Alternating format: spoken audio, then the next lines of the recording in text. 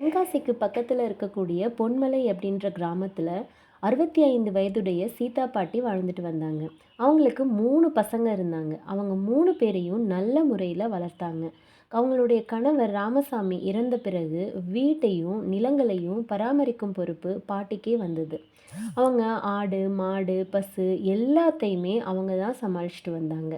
கணவர் இல்லாம வாழ்க்கைய வாழ ஆரம்பிச்ச பிறகு தான் பாட்டிக்கு புரிஞ்சுது, இனி நாம தான் நம்ம காப்பாத்திக்கணும் அப்படின்றது. பாட்டியோட பெரிய பையன் ரவிக்குமார். அவர் ஒரு செருப்பு கடை வச்சிருந்தாரு. ஆனா கடன் பிரச்சனையால கடை மூடப்பட்டது. வேற வழியே இல்லாம நகரம் பக்கம் போகணும் அப்படின்ட்டு பாட்டியோட நிலத்தை வித்து பணம் எடுத்துட்டு போனாரு. பாட்டிக்கு மனம் உடைந்தாலும் பையனை விட நிலம் ஒன்றும் பெருசு கிடையாது அப்படின்னு சொல்லி கொடுத்துட்டாங்க. பாட்டியோட 2வது பையன் சுந்தரம். அவருக்கும் தொழிலில் மிகப்பெரிய பிரச்சனை.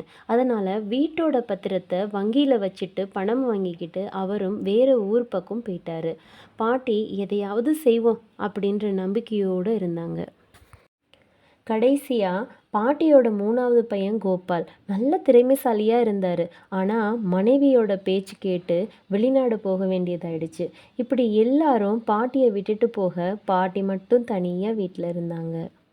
பாட்டிக்கு படிப்பு அதிகம் இல்லைனாலும் விவசாயம் நல்லா தெரியும். இருந்தது ஒரு 3/4 ஏக்கர் நிலம் மட்டும்தான். அதில் முருங்கை முளைக்கீரை மருதாணி எல்லாத்தையும் பயிரிட ஆரம்பித்தாங்க. பசுக்களுக்கிட்ட இருந்தே உரம் எடுத்து அந்த உரத்தை பயன்படுத்தி இயற்கை முறையில் பயிரிட்டாங்க. அவங்களுடைய உடல் தளர்ந்திருந்தாலும் மனசு மட்டும் நம்பிக்கையோடு இருந்தது. ஒரு நாள் அந்த ஊருக்கு ஒரு யூடியூபர் வந்தார்.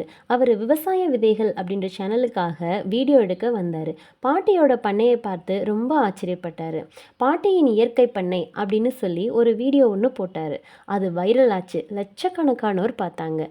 பாட்டிக்கிட்ட இதை பற்றின நிறைய விஷயங்களை கற்றுக்கணும் அப்படின்னு சொல்லி நிறைய பேர் வந்தாங்க. இதனால் பிரபலமடைஞ்ச பாட்டி நேரடி சந்தை ஒன்று தொடங்கினாங்க. அதில் மருதாணி முளைக்கீரை பருப்பு வகைகள் அப்படின்னு எல்லாத்தையுமே ஆர்கானிக் மாதிரியில் விற்பனை செய்ய ஆரம்பித்தாங்க. பாட்டியோட பசுமை குழு என்ற குழுவும் இதில் உருவானுச்சு. இதில் 12 பெண்கள் சேர்ந்து வேலை செய்ய ஆரம்பித்தாங்க. பாட்டியோட இந்த முன்னேற்றத்தை தெரிஞ்சுக்கிட்ட மாவட்ட கலெக்டர் நேரில் வந்து சிறந்த இயற்கை விவசாய விருதை பாட்டிக்கு கொடுத்தாங்க. அப்போது பாட்டிக்கிட்ட ஒரு சில வார்த்தைகள் பேசுங்க அப்படின்னு சொன்னபோது அவர், என் கைதான் என்னுடைய பொக்கிஷம், நான் சிந்தியது விதை தான், ஆனால் அதுதான் இப்போது மரமாகி எல்லோருக்கும் நிழலளிக்கிறது அப்படின்னு சொன்னாங்க. சில நாட்களுக்கு பிறகு பாட்டியோட 2 பசங்களும் திரும்பி வந்தாங்க. பாட்டிக்கிட்ட மனசார மன்னிப்பு கேட்டாங்க. உங்களை எந்த ஒரு சூழ்நிலையிலையுமே இந்த மாதிரி தனியாக விட்டுட்டு போனது எங்களுடைய தப்பு தான் அப்படின்னு சொல்லி வருத்தம் தெரிவித்தாங்க. பாட்டி அவங்கள மன்னிச்சு ஏற்றுக்கிட்டாங்க. அது மட்டும் இல்லாமல் தன் பசங்க 2 பேரும் திரும்பி வந்ததில் அவங்களுக்கு ரொம்ப சந்தோஷம். பாட்டியோடு சேர்ந்து ரவிக்குமாரும் சுந்தரமும் கஷ்டப்பட்டு உழைச்சதால அவங்க அடகு வச்ச வீட்டையும் நிலத்தையும் அவங்களால திருப்ப முடிஞ்சுது. அந்த ஊருடைய பள்ளி தலைமை ஆசிரியர் பாட்டிக்கிட்ட நீங்கள் பசங்களுக்கு விவசாயம் கற்றுத்தரணும் அப்படின்னு சொல்லி கேட்டுக்கிட்டாரு. பாட்டி உடனே அதுக்கு சம்மதமும் தெரிவித்து பள்ளிக்கு ஒரு பக்கமாக தோட்டம் ஒன்று உருவாக்கினாங்க.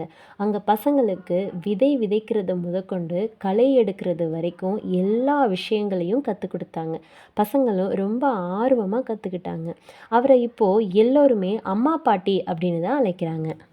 சீதா பாட்டியோட இந்த கதை உழைப்பாலும் நம்பிக்கையாலும் உருவானது. தன்னம்பிக்கையோடு இருந்தால் தான் வெற்றி வரும். அவங்க உழைச்சது மட்டும் இல்லை, இன்னொரு தலைமுறையையும் சேர்த்து உயர்த்தி இருக்கிறாங்க. இதுபோல் பிள்ளைகளால் கைவிடப்பட்ட எத்தனையோ முதியோர்கள் தங்களால் முடிஞ்ச வரைக்கும் உழைச்சிக்கிட்டே தான் இருக்காங்க, உயர்ந்துக்கிட்டே தான் இருக்காங்க. அவங்களுடைய கதை எல்லாமே நமக்கு ஒரு சிறந்த பாடமாக இருக்கும்னு நான் நம்புகிறேன். தன்னம்பிக்கைக்கு வயசு ஒரு தடையாக இருக்காது. அன்பும் உழைப்பும் இருந்தால் இழந்த வாழ்வை கூட நம்மளால் திரும்பவும் உருவாக்க முடியும். இதே போல் வேறு ஒரு கதையோடு உங்களை சந்திக்கிறேன். இந்த கதை உங்களுக்கு பிடிச்சிருந்தா லைக் பண்ணுங்கள், ஷேர் பண்ணுங்கள், சப்ஸ்கிரைப் பண்ணுங்கள். நன்றி.